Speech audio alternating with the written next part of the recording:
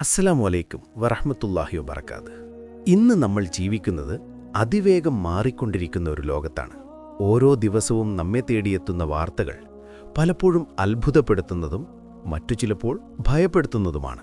എന്നാൽ ഒരു വിശ്വാസിയെ സംബന്ധിച്ചിടത്തോളം ഈ മാറ്റങ്ങൾ വെറുമൊരു വാർത്തയല്ല, മറിച്ച് 14 നൂറ്റാണ്ടുകൾക്ക് മുമ്പ് പ്രവാചകൻ നമ്മെ ഓർമ്മിപ്പിച്ച സത്യങ്ങളുടെ പുലർച്ചയാണ്. നാം ഇന്ന് ചർച്ച ചെയ്യുന്നത് വളരെ ഗൗരവകരമായ ഒരു വാർത്തയെക്കുറിച്ചാണ്. ഇസ്ലാമിക ചരിത്രത്തിന്റെ ഈറ്റില്ലമായ വിശുദ്ധ കാബ സ്ഥിതി ചെയ്യുന്ന മണ്ണിൽ നിന്ന് കേൾക്കുന്ന ചില പുതിയ വിശേഷങ്ങൾ. അരനൂറ്റാണ്ടിലേറെ നീണ്ട വിലക്കുകൾക്ക് വിരാമമിട്ട് സൗദി അറേബ്യയിൽ മദ്യവിൽപ്പനശാലകൾ തുറക്കുന്നു എന്ന വാർത്ത നമ്മൾ കഴിഞ്ഞ വർഷം കേട്ടതാണ്. റിയാദിലായിരുന്നു തുടക്കം. എന്നാൽ ഇപ്പോൾ വരുന്ന റിപ്പോർട്ടുകൾ സൂചിപ്പിക്കുന്നത് ഈ പദ്ധതി ജിദ്ദയിലേക്കും ധമാമിലേക്കും വ്യാപിപ്പിക്കാൻ പോകുന്നുവെന്നാണ്. വിഷൻ 2030 എന്ന പേരിൽ എണ്ണ ഇതര സമ്പദ് വ്യവസ്ഥ കെട്ടിപ്പടുക്കുക, ടൂറിസം പ്രോത്സാഹിപ്പിക്കുക, 2034 ലോകകപ്പിന് വേദിയാകുക തുടങ്ങിയ ലക്ഷ്യങ്ങളാണ് ഇതിന് പിന്നിലെന്ന് അധികൃതർ പറയുന്നു. അമുസ്ലിങ്ങൾക്ക് മാത്രമാണ് പ്രവേശനമെന്നും വീര്യം കുറഞ്ഞ മദ്യമേ ലഭിക്കൂവെന്നും നിബന്ധനകളുണ്ടെങ്കിലും ഇസ്ലാമിന്റെ വിശുദ്ധ ഭൂമിയിൽ പ്രവാചകന്റെ പാദസ്പർശമേറ്റ മണ്ണിൽ ഇത്തരമൊരു മാറ്റം വരുന്നത് നിസ്സാരമായി കാണാൻ കഴിയില്ല. സഹോദരങ്ങളെ, ഇത് കേൾക്കുമ്പോൾ നമ്മുടെ നെഞ്ചിലൊരു വിങ്ങലുണ്ടാകാം. പക്ഷേ നാം ഓർക്കേണ്ടത് മുത്തുനബി സ്വല്ലല്ലാഹു അലൈഹി വസല്ലമ തങ്ങൾ പറഞ്ഞ വാക്കുകളാണ്. അന്ത്യനാളിന്റെ അടയാളങ്ങളെക്കുറിച്ച് പറയുമ്പോൾ അവിടുന്ന് നൽകിയ സൂചനകൾ ഇന്ന് നമ്മുടെ കൺമുന്നിൽ പുലരുകയാണോ? ഹദീസുകളിൽ കാണാം, ലോകാവസാനത്തോടടുക്കുമ്പോൾ മദ്യം വ്യാപകമാകുമെന്ന്.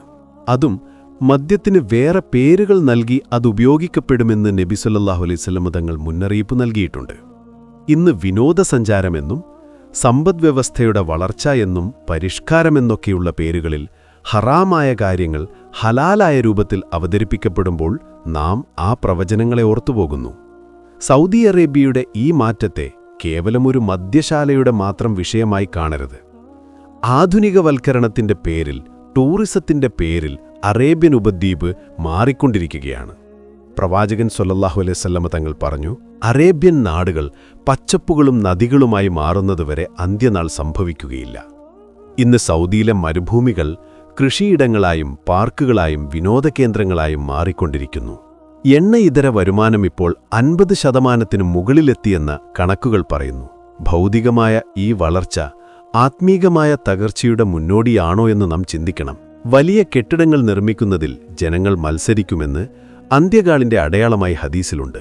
ഇന്ന് റിയാദിലും ജിദ്ദയിലും ഉയരുന്ന അമ്പരം ചുംബികളായ കെട്ടിടങ്ങൾ ഇതിന്റെ സാക്ഷ്യപത്രങ്ങളല്ലേ? നോക്കൂ, 2034 ഫുട്ബോൾ ലോകകപ്പിനു വേണ്ടിയാണ് പല മാറ്റങ്ങളുമെന്ന് വാർത്തകൾ പറയുന്നു. വിനോദസഞ്ചാര മേഖലയുടെ വിഹിതം GDPയുടെ 10% മുകളിലെത്തിക്കാനാണ് ലക്ഷ്യം.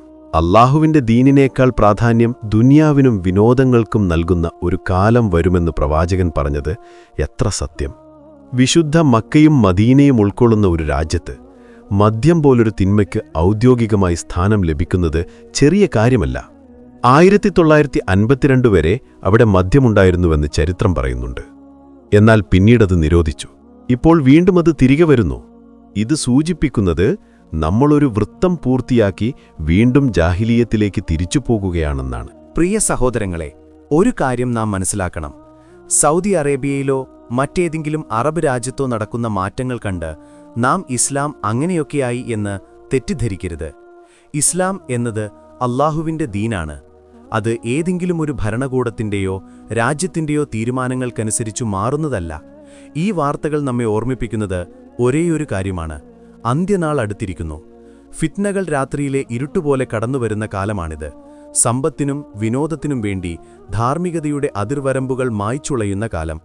ഇവിടെയാണ് ഒരു സത്യവിശ്വാസിയുടെ ഈമാൻ പരീക്ഷിക്കപ്പെടുന്നത്. നബി സല്ലല്ലാഹു അലൈഹി വസല്ലമ തങ്ങൾ പറഞ്ഞു, കനൽക്കട്ട കയ്യിൽ പിടിക്കുന്നതുപോലെ ദീൻ മുറുകെ പിടിക്കേണ്ടി വരുന്ന ഒരു കാലം വരും. ഒരുപക്ഷേ ആ കാലഘട്ടത്തിലൂടെയാകും നാം കടന്നുപോകുന്നത്. പവിത്രമായ മണ്ണിൽ പോലും ഇത്തരം മാറ്റങ്ങൾ വരുമ്പോൾ നമ്മുടെ ഹൃദയങ്ങളിൽ നിന്ന് ഈമാൻ ചോർന്നുപോകാതെ കാത്തുസൂക്ഷിക്കുക എന്നതാണ് നമ്മുടെ ഉത്തരവാദിത്തം. അതുകൊണ്ട് ഈ വാർത്തകൾ കേട്ട് നിരാശപ്പെടുകയല്ല, മറിച്ച് ജാഗ്രത പാലിക്കുകയാണ് വേണ്ടത്. ഇത് ലോകാവസാനത്തിന്റെ വ്യക്തമായ തെളിവുകളിൽ ഒന്നാണ്. നമ്മൾ നമ്മുടെ ജീവിതത്തെ തിരുത്തുക, അല്ലാഹുവിലേക്ക് കൂടുതൽ അടുക്കുക, നമ്മുടെ മക്കളെ ഹലാൽ ഹറാം വേർതിരിച്ച് പഠിപ്പിക്കുക. നാളെ അല്ലാഹുവിന്റെ കോടതിയിൽ എല്ലാവരും ചെയ്യുന്നുണ്ടല്ലോ എന്ന് പറഞ്ഞ് നമുക്ക് രക്ഷപ്പെടാൻ കഴിയില്ല. ഹറാം എന്നും ഹറാം തന്നെയാണ്. അത് ആര് ചെയ്താലും എവിടെ വിറ്റാലും നാഥൻ നമ്മെയും നമ്മുടെ കുടുംബത്തെയും ഫിത്നകളിൽ നിന്ന് കാത്തുരക്ഷിക്കട്ടെ. സത്യം സത്യമായി മനസ്സിലാക്കാനും അത് പിൻപറ്റാനും, അസത്യം അസത്യമായി മനസ്സിലാക്കി അതിൽ നിന്ന് വിട്ടുനിൽക്കാനും അല്ലാഹു നമുക്ക് തൗഫീക്ക് നൽകട്ടെ. ആമീൻ. അസ്സലാമു അലൈക്കും വറഹ്മത്തുള്ളാഹി വബറകാതുഹു.